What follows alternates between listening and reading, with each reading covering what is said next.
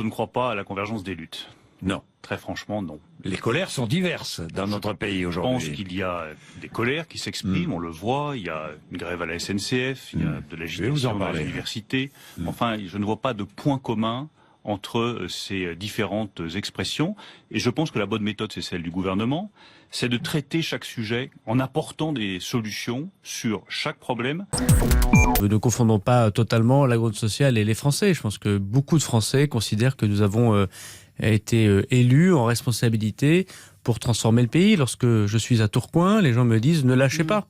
Ne lâchez pas sur la réforme de la CNCF, ne lâchez pas sur la méritocratie dans l'université, ne laissons pas le hasard, le tirage au sort.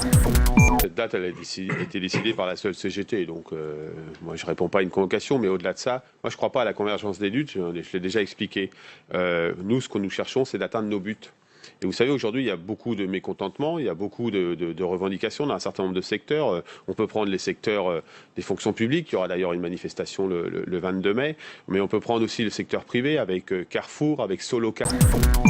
Je ne pense pas. Là, clairement, il est en train de le perdre et de s'affaiblir. Parce que, y compris ces interventions de cette semaine, ont plutôt donné envie à celles et ceux qui étaient mobilisés de continuer. Et puis il y a aussi beaucoup de Françaises et Français qui ne sont pas dans les organisations, qui ne sont pas dans ces méthodes d'action, qui soutiennent le mouvement et qui veulent le dire. Et je pense que les prochains jours, les prochaines semaines vont être très importantes.